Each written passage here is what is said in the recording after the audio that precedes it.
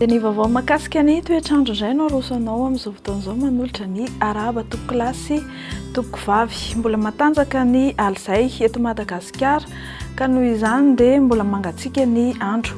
Arak'izay ary dia toy izao manaraka izao ny toetrandro no tombatombanana ao amin'ny rapitsy fahavalo ny volana Jolay 17 ho amin'ny maraina dia hanorana malefaka manomboka amin'ny faritra Antalaha sy ny faritanin'ny Tomasininy. Andrahona kosa ny andro faritra Vatovavifinany atsimo atsinana ny taolan'ny andro ary mety arahana herika manify izany amin'ny ilany atsinanan'ny faritry Avoatany. Ny fandimy kosa ny rahona sy ny masoandro ny amin'ny faritra sisa.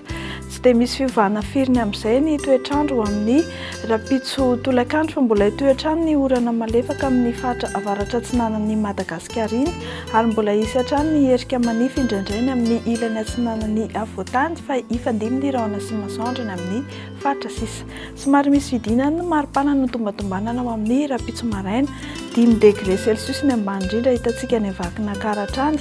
Ny amin'ny faritra Moritsiraka kosa dia manodidina ny 17 hatramin'ny 20 degré Celsius.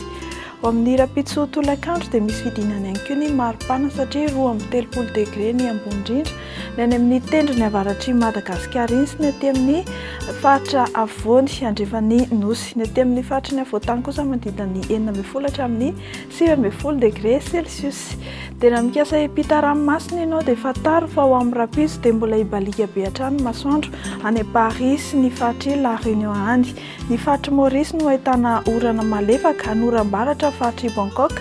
Ifandimy ny rahona sy ny masoandro any Seychelles, Comores, Milan, Johannesburg sy Nairobi.